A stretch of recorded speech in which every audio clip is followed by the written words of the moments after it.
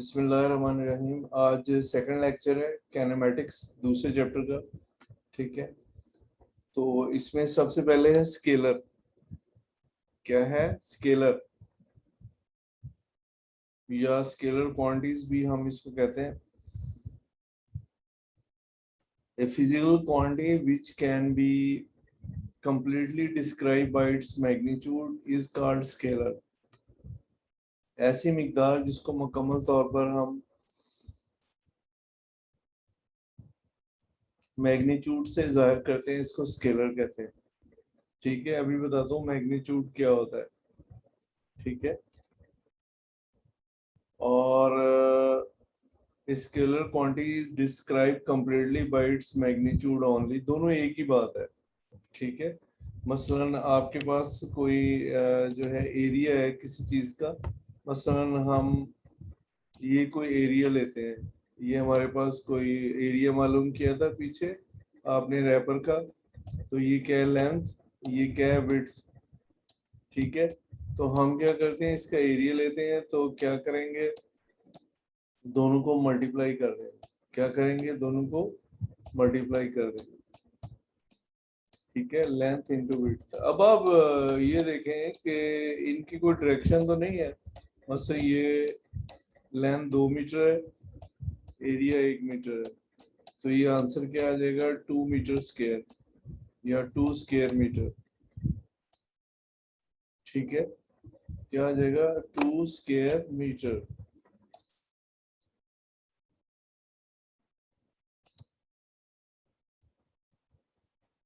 ये अब्दुर्रहमान शाहिद, ये लेट तशरीफ लाए हैं। कल से मैं इंटर नहीं करूंगा, मैं पहले बता दूं लेट आए तो आपको समझ नहीं आएगी, फिर आप क्या कहेंगे लेट कमर्स। अच्छा जी, अब ये जो है इसकी कोई डायरेक्शन आपको नजर आ रही है बच्चों? हाँ जी बताएं।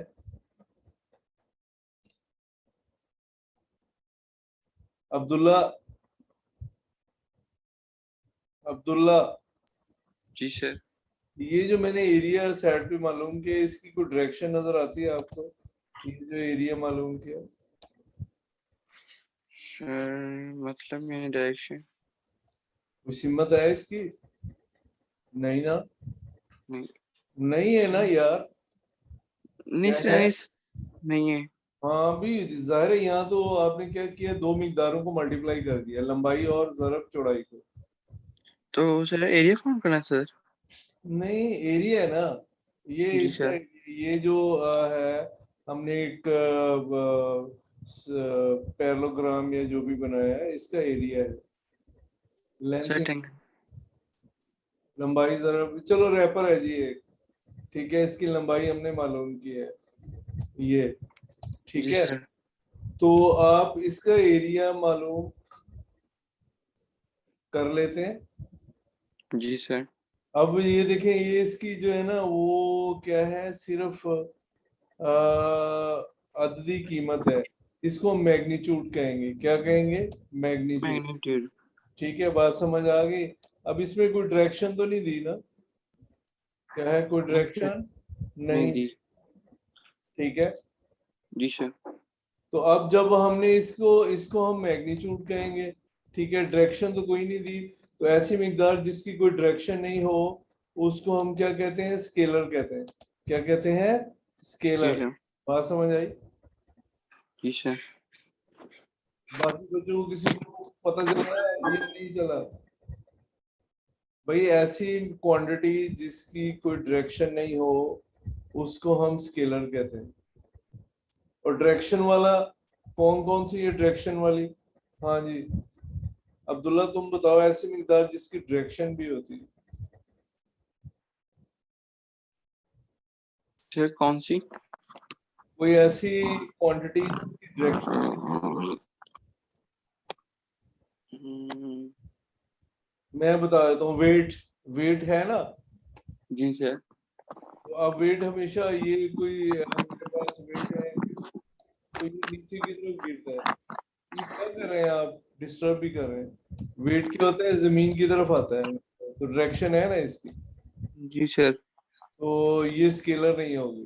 ये देखिए ये जमीन है ना, तो ऊपर से कोई आप चीज गिराए तो नीचे गिरेगी, तो ये क्या जी है, इसकी डायरेक्शन होगी, क्या होगी, इसकी डायरेक्शन होगी। अब दोनों मिकदारों में फर्क है ना, तो अब अगर हम वॉल्यूम लेते हैं, वॉल्यूम, जी हमने क्या सर। किया है, वॉल्यूम ले लिया। जी सर बिल्कुल। अब वॉल्यूम क्या होता है, length into width into height, ठीक है। जी सर। तो अब ये इसकी भी कोई डायरेक्शन नहीं है, कोई डायरेक्शन है, मसलन इस कमरे के में कितना पानी आएगा, चलो जी उसको हम जी सर इसमें वॉल्यूम नहीं लें, है। तो वो क्या, उसकी कोई डायरेक्शन नहीं होती, क्या होती है, डायरेक्शन नहीं होती। नहीं है। लेकिन वेट है, आपको पता है किलोग्राम में होता है, किस में जी होता है, सर। Kilogram, kilogram. बल्कि मैस किलोग्राम में होता है, वेट जो है वो क्या न्यूटन में होता है, किस में होता है, न्यूटन में। ये भी आप आगे पढ़ेंगे अभी, ठीक है। तो अब ये 2 न्यूटन है किसी चीज का वेट, तो वो जाहिर है इसकी डायरेक्शन है जमीन की तरफ आ रहा है, क्या है इसकी डायरेक्शन है, जमीन की तरफ आ रहा है। तो जी जिस चीज की डायरेक्शन है उसको हम स्केलर कहते हैं, क्या कहते हैं, जी स्केलर। जैसे कि हमारे पास एक बॉल है, हम उसको दीवार पे हिट कर रहे हैं तो उसकी डायरेक्शन है, तो वो स्केलर के लिए। देखिए सॉरी, जिस चीज की डायरेक्शन होती है उसको वेक्टर कहते हैं, क्या कहते हैं, वेक्टर। और जिस चीज की डायरेक्शन नहीं होती उसे हम क्या कहते हैं, स्केलर कहते हैं। बात समझ आ रहा है? नहीं सर, अभी तो आपने कहा सर अभी किसी एक चीज की मिनट, दोबारा नया पेज लेता हूँ, उस पे हम करते हैं, ठीक है, ठहरें जरा।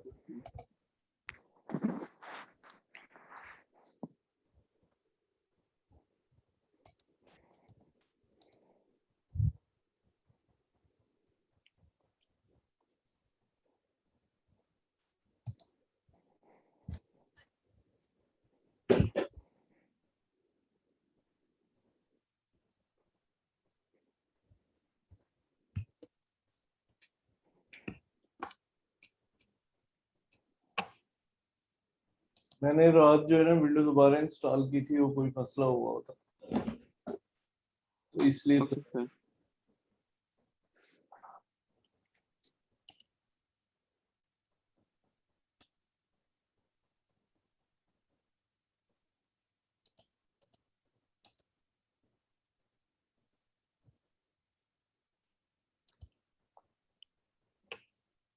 आ जाएगा समझ, बेफिक्र हैं, जरा ठहरें, ऐसी बात नहीं, किस लिए बैठे हुए हैं, इसलिए आए हैं बेटे, आपको समझाने के लिए।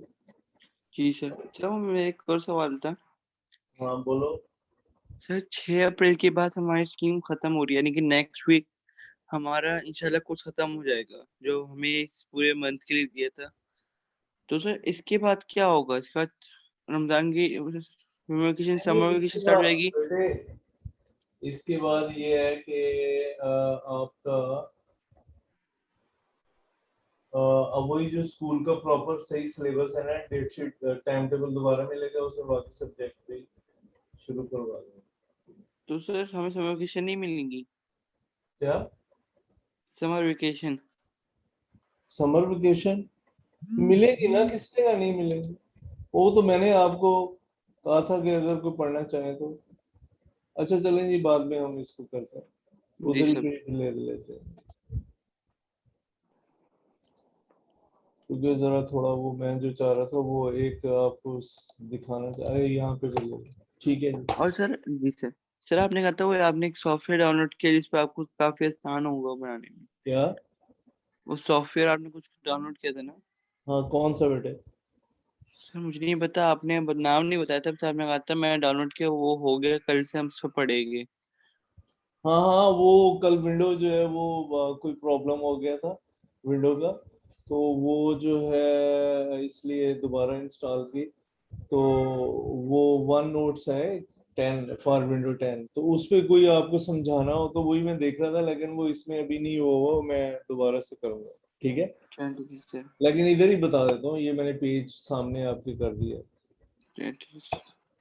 अच्छा जी, अब दो तरह की मिकदारें हैं, एक मिकदार जो है वो है स्केलर, एक है वेक्टर, ठीक है। स्केलर में आपको क्या चाहिए, अब मैं स्केलर लिखता हूँ, स्केलर, स्केलर में आपको सिर्फ उसकी कीमत चाहिए, ठीक है, जैसे आप देखें एरिया मैंने लिया है तो वो था, चलो जी 2 मीटर स्क्वायर। ठीक है, आप पहचानेंगे, क्या करेंगे, पहचानेंगे कि कौन सा स्केलर है कौन सा वेक्टर है। बच्चों आप ख्याल करें, ये 2 बच्चे अभी आए हैं, मैं इनको इंटर नहीं होने दे रहा। अच्छा जी, तो आप क्या करेंगे कि इसको पहचानेंगे। ये बच्चे जो अभी आए हैं ना, मैं उनको बता दूं, कल से मैं इंटर नहीं होने दूंगा आपको। बड़े मजे से सोए हुए उठ के आ रहे हैं।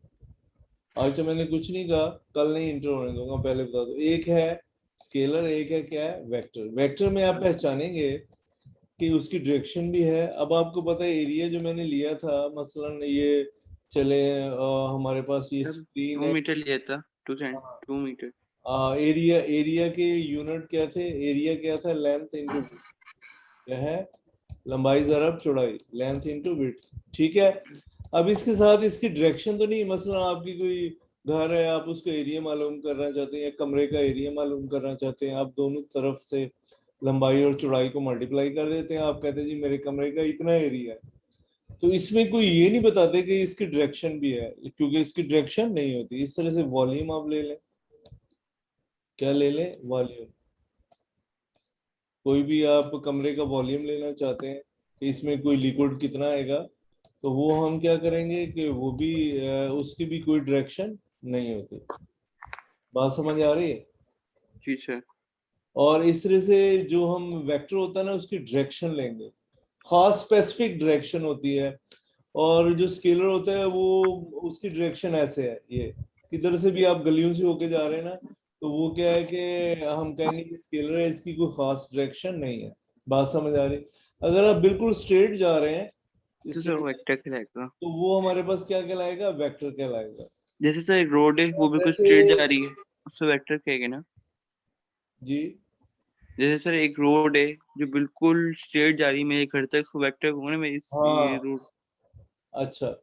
तो अब ये जो हमारे पास एक स्ट्रेट लाइन हम लेते हैं, उसको हम क्या कहते हैं, वेक्टर कहते हैं। जैसे ये देखें, मैंने पहले भी कहा था, कोई बॉडी ऊपर से गिर रही है नीचे, तो उसका वेट जो है जमीन की तरफ एक्ट करता है। किस तरफ एक्ट जी करता है, वो स्ट्रेट नीचे आएगी, तो इसको हम क्या कहेंगे, वेक्टर है। वेक्टर के लिए क्या चीज चाहिए, एक तो उसका मैग्नीट्यूड चाहिए और दूसरी क्या चीज चाहिए, डायरेक्शन। Yes sir. एरिया नहीं है ये, वैसे मैं बता रहा हूँ। ठीक है, एक मैग्नीट्यूड दूसरी डायरेक्शन। लेकिन जी स्केलर को जाहिर करने के लिए सिर्फ मैग्नीट्यूड चाहिए, यानी उसकी लंबाई कितनी है, क्या है उसकी लंबाई कितनी है। अब क्लियर हुआ। Yes sir. स्केलर को डायरेक्शन की जरूरत नहीं पड़ती, यानी डायरेक्शन क्या है, वो नहीं चाहिए। ये डी मैंने लिखा था डायरेक्शन के लिए, तो वो जैसे नहीं सर अगर आप चाहिए, सिर्फ टिश्यू का मैग्नीट्यूड चाहिए स्केलर के लिए। यार मुझे बात तो करने दे बेटे, आप या आप बोल लें, इसलिए मैं बंद कर देता हूँ कि आप बाद में बोले मेरे बाद। तो अच्छा ठीक है। स्केलर को सिर्फ मैग्नीट्यूड चाहिए। मैग्नीट्यूड का मतलब उसकी लंबाई कितनी है, चौड़ाई कितनी है, और डायरेक्शन की जरूरत नहीं पड़ती, चाहे डायरेक्शन की जरूरत नहीं पड़ती। लेकिन वेक्टर के लिए एक मैग्नीट्यूड चाहिए, यानी उसकी लंबाई चौड़ाई कितनी है, और दूसरी क्या है, डायरेक्शन की जरूरत भी पड़ती है। तो वेक्टर्स वो होते हैं जिसमें डायरेक्शन होता है, और स्केलर वो होता है जिसमें डायरेक्शन नहीं होता, सिर्फ मैग्नीट्यूड होता है। लेकिन वेक्टर में मैग्नीट्यूड और डायरेक्शन दोनों होते हैं। ठीक है बच्चों। हाँ जी, आप बोलेंगे, क्या कहते हैं। अच्छा जैसे एक एग्जाम्पल है स्केलर की। सर जैसे आप टिश्यू हवा में फेंकें, उसको कोई एक डायरेक्शन नहीं होती सर टिश्यू की, वो बस अब उड़ते कोई उड़ते भी जमीन चीज, पर। ये यार ये कोई मिसाल नहीं है। ये कोई भी चीज जो रैंडमली जा रही ना मुख्तलिफ डायरेक्शन में, तो कहीं जाके रुक गई, तो जैसे ये मैंने लाइन लगाई है, तो हम कहेंगे कि ये कोई खास डायरेक्शन नहीं है, ये स्केलर है। मतलब जिसकी कोई स्पेसिफिक डायरेक्शन नहीं होगी, तो उसको हम स्केलर लेंगे। सिर्फ आप यहाँ से लेकर यहाँ तक चलो जी, 1 किलोमीटर फासला बनता है, तो लिख देंगे कि फासला कितना है, 1 किलोमीटर। बात समझ आई। जी सर। चलें जी, आगे चलते हैं जी। बच्चों जो लेट आए ना, कल से मैं इंटर नहीं करूंगा, मैं पहले बता दूं, फिर ना कहें आप। आपका नुकसान है, आपको पता नहीं चलेगा, फिर बाद में आप मेरे पे आएंगे कि जी समझ नहीं आ रही। सर ये जो बच्चे लेट आ रहे हैं, आप इनकी लिस्ट बना लेना। नहीं, मैं कल इंटर ही नहीं होने दूंगा। स्कूल वाले पूछेंगे तो मैं कह दूंगा कि सर लेट आ रहे हैं। अच्छा, the magnitude of quantity means it numerical value with appropriate unit.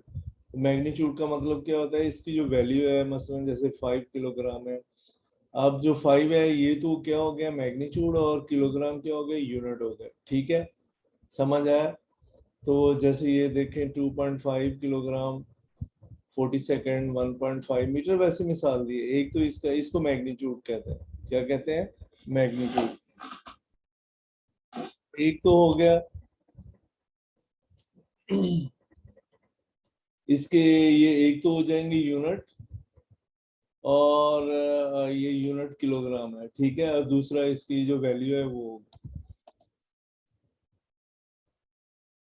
अब जो स्केलर क्वांटिटीज है वो कौन सी है? Mass, length, time, speed, volume, work, energy, ये सारे स्केलर होते हैं। देखें, लेंथ है, उसका भी कोई पता नहीं कि आप किस तरफ से होके गए हैं, तो वो उसकी जो लंबाई होगी वो भी हमारे पास स्केलर होगी। टाइम जो है वो भी स्केलर होता है, इसकी भी कोई डायरेक्शन नहीं होती। स्पीड भी, इसकी कोई खास डायरेक्शन नहीं होती, मुख्तलिफ डायरेक्शन में आप गाड़ी चलाते हुए पहुंचते हैं। वॉल्यूम, वर्क, जो आप काम करते हैं, जैसे यहाँ पे भी आप वर्क की डेफिनेशन आएगी, तो इसकी भी कोई जो है वो स्पेसिफिक डायरेक्शन नहीं होती। ठीक है, एनर्जी है, इसकी भी कोई डायरेक्शन नहीं होती। ठीक है, क्लियर? तो ये वो मिकदारें हैं जिनकी डायरेक्शन नहीं होती, एग्जांपल दी है, तो इसको हम स्केलर कहते हैं।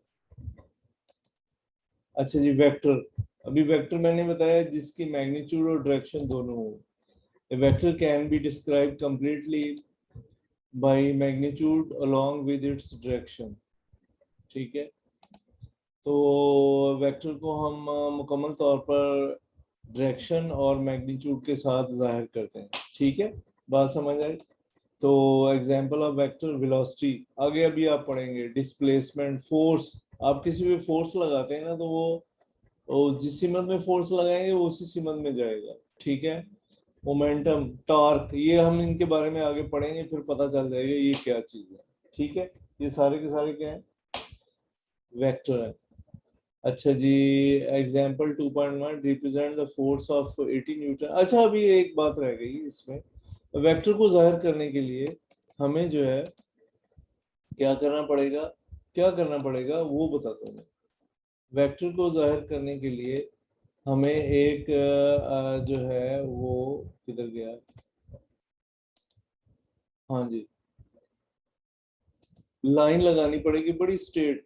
ये सीधी, चलो ऐसे लगा देता हूँ, पता नहीं सीधी लगती नहीं है। चलो ये लग गया जी। ये वेक्टर को हम स्ट्रेट लाइन से जाहिर करेंगे। किससे? स्ट्रेट लाइन से। ठीक है, तो उसके ऊपर एक हेड लगाएंगे, ये जैसे मैंने लगाया, और ये क्या होगा, ए, हम ऊपर एक लाइन लगा देंगे वेक्टर को, या इसको जरा मोटा करके लिख देंगे। क्या करेंगे? मोटा करके लिख देंगे। अभी मैं कोई और लेता हूँ, और चलो ये ले लेते हैं। ये मोटा सा लिखा हुआ है ना, ए, तो आप समझेंगे कहीं भारी सा लिखा हुआ है, तो ये वेक्टर है। क्या है? वेक्टर है। बुक में भी कहीं कहीं आपको ये लफ्ज मोटा नजर आएगा, ऐसे वो लिखा नहीं गया सही तरह।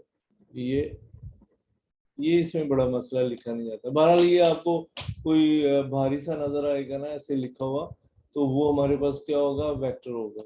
बात समझ आ रही? दूसरा, आप क्या करें कि ए, ए के ऊपर आप, चलो ये भारी सा लिखा हुआ, ये भी हो सकता है। ये ए के ऊपर ये एरो हेड भी हो सकता है, ऐसे ऐसे भी हो सकता है। ये आप इसको वेक्टर समझेंगे, आपकी बुक में तो इतना नहीं है ये चल रहा, लेकिन जब आप अगली क्लास में जाएंगे ना, तो फर्स्ट ईयर में, तो वहां पे आपको वेक्टर का निशान लगाना पड़ेगा। ये नीचे भी लाइन लगाते हैं। ठीक है, वेक्टर को रिप्रेजेंट करने के लिए देखें कितनी चीजें आपके साथ होंगी, इनको वेक्टर समझेंगे।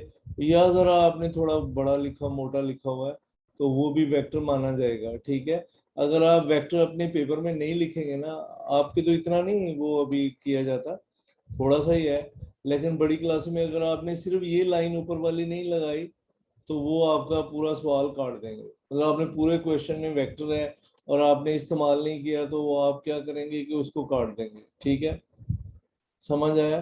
क्या करेंगे? काट देंगे। ये मॉस क्या बात है, अभी आप लेट आने वाले बच्चे क्या प्रॉब्लम है इनको?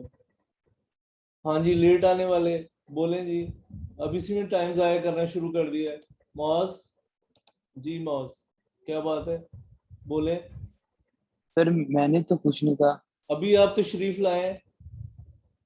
सर नहीं, मैं तो 5-10 मिनट पहले से बैठा हूँ। नहीं, क्यों लेट क्यों आए ये बताएं मुझे, पता है पहले तो, अभी दोबारा आपने एंटर किया है। नहीं सर, दोबारा तो इंटर नहीं किया मैंने, तो 5-10 मिनट पहले, क्योंकि आज मैं तो नहीं, पाँच तो दस पाँच मिनट दस लेट मिनट उठा पहले था। क्यों आप आए, अभी टाइम खत्म होने वाला है। सर थोड़ा लेट उठा था। नहीं, मैं कल इंटर नहीं होने दूंगा, मैं पहले बता दूं, फिर ना कहिएगा मुझे। अच्छा जी, ओके इसके सर। बाद है ये एक क्वेश्चन है। Represent a force of 80 newton acting toward the north of east और नॉर्थ के दरमियान एक फोर्स लग रही है, तो आपने उसको रिप्रेजेंट करना है। क्या करना है? रिप्रेजेंट करना है, जाहिर करना है। ठीक है, पहले स्टेप में क्या करेंगे? Draw two line perpendicular to each other. Horizontal line represent east west and a vertical line represent north south direction as shown in the figure। ये देखें, हमारे पास ये ईस्ट है और ये क्या है, नॉर्थ है। आपने नॉर्थ ईस्ट में एक लाइन ड्रॉ करनी है। ये यहाँ पे नजर आ रहा है आपको, ईस्ट वेस्ट नॉर्थ साउथ। ठीक है, डायरेक्शन नजर आ रही है ना। तो आपने क्या करना है, ये ईस्ट है, ये क्या है, वेस्ट है, तो आपने नॉर्थ है, नॉर्थ ईस्ट के दरमियान में आपने लाइन ड्रॉ करनी है, 1 सेंटीमीटर। ओ क्या है? वो जो है सेंटर है, इसको हम जो है वो एक्स एक्सिस कहते हैं। ये जो लाइन ईस्ट की है, ये वाली लाइन जो है वाई एक्सिस कहलाती है। क्या कहलाती है? वाई एक्सिस कहलाती है सर बस। आपने पहले ही बताया था। हाँ, तो ये इसको ओरिजिन हम कहेंगे। क्या कहेंगे? ओरिजिन। तो एक लाइन जो है वो वहां से हम ड्रॉ करेंगे। उसने खुद कहा है कि आपने नॉर्थ ईस्ट में एक लाइन ड्रॉ करनी। कितनी है वो? हमारे पास फोर्स 80 न्यूटन है। कितनी है? 80 न्यूटन है। 1 सेंटीमीटर जो है आप रखेंगे, कितना, बहुत आसान है, 20 न्यूटन। तो आप इसको आप कितना हो जाएगा, ये 4 सेंटीमीटर हो जाएगी लाइन। कितनी हो जाएगी? 4 सेंटीमीटर हो जाएगी लाइन। ठीक है, बात समझ आ रही? क्लियर? तो ये आप इसको बस थोड़ा लिख भी देंगे यहाँ पे। Draw two perpendicular lines to each other. Horizontal line represent east west and vertical line represent north south direction as shown in the figure. Step: select a suitable scale to represent the given vector. In this case we may take a scale with representing क्या है, 20 Newton जो है वो 1 centimetre line के बराबर है। ठीक है जी। तो draw a line according to the scale in the direction of vector. In this case draw a line O A. अब आपने लाइन ओ ए ड्रॉ करनी है। ये देखें, ओ से लेकर ए तक आपने एक लाइन ड्रॉ करनी है।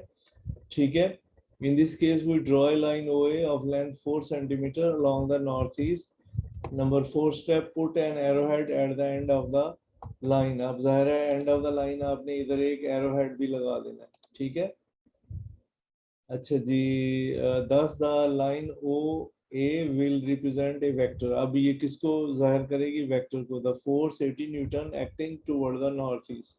अब हमें पता चल गया फोर्स जो है 80 न्यूटन नॉर्थ ईस्ट के अलोंग एक्ट कर रही है। इसको हम एक्स एक्सिस कहते हैं। ये दूसरी लाइन क्या होती है? वाई एक्सिस होती है। ठीक है, इसको कोऑर्डिनेट एक्सिस हम कहते हैं। अच्छा जी, इसके बाद है पोजीशन। क्या है पोजीशन? क्या होती है? The term position describe the location of a place और a point with respect to some reference point called origin. ठीक है, ये अभी हमने पीछे पढ़ा था। ये देखें, ये ओरिजिन है। तो ये किसी रेफरेंस एक्सिस यानी एक्स एक्सिस और वाई एक्सिस इसको कहेंगे के लिहाज से। अब 4 सेंटीमीटर के बाद यहाँ पे आपने पहुंचना है, फर्ज करें, तो वो इसको जाहिर करेगा। ठीक है, ये जहाँ पॉइंटर आ रहा था वो इसको क्या करेगा? जाहिर करेगा। ठीक है, क्लियर? ये यहाँ पे जो पॉइंट आ रहा है ना रेड सा, तो ये जाहिर कर रहा है कि ये हमारे पास इसकी जो है वो डिस्टेंस है या इसकी पोजीशन है। ठीक है जी, क्लियर? आगे चलते हैं। डिस्टेंस क्या होता है? Length of the path between two point is called distance between these point. In point के दरमियान जो फासला है वो क्या कहलाता है? वो हमारे पास डिस्टेंस कहलाता है। क्या कहलाता है? डिस्टेंस कहलाता है। मसलन आप ये ए पॉइंट से शुरू करते हैं, मुख्तलिफ रास्ते से होते हुए बी पॉइंट पे पहुंचते हैं, तो ये क्या कहलाएगा? डिस्टेंस। इसको हम एस से जाहिर करते हैं।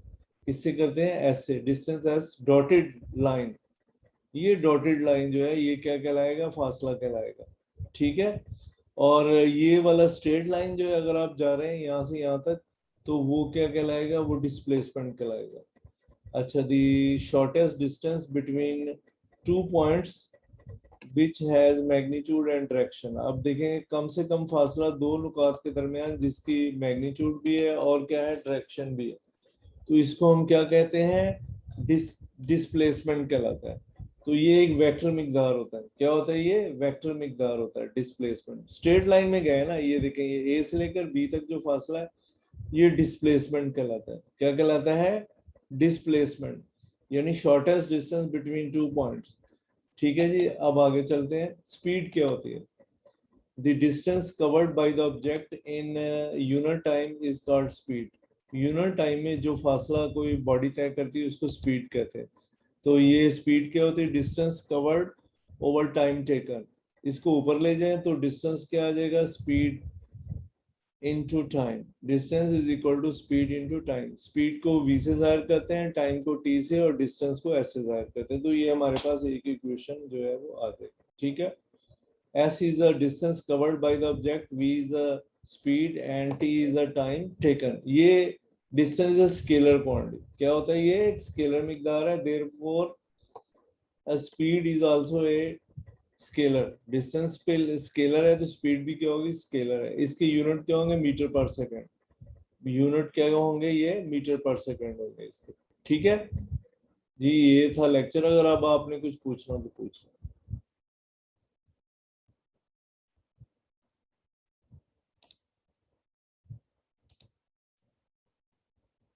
जी आप बच्चों, आपने कुछ पूछना तो पूछ लें। जी अब्दुल वहाब साहब, क्या हुआ आप इतनी लेट आ रहे हैं? अब्दुल वहाब बेटे, क्या बात है? सर मैं दूसरी क्लास का हूँ, 8 ब्लू का, 9 ब्लू का। 9 ब्लू के हैं आप? जी जी तो यहाँ क्या लेने आए? सर मेरा पीरियड शुरू हो गया ना। चलो अच्छा जी, थैंक यू वेरी मच। ये आज का लेक्चर खत्म हो गया है, तो हम जो है वो फिर कल यहाँ से आगे आप शुरू करेंगे। जी क्या कहते हैं? जी सर। कुछ कहना चाहेंगे? नहीं सर। समझ आ गया? जी सर। जी थैंक यू।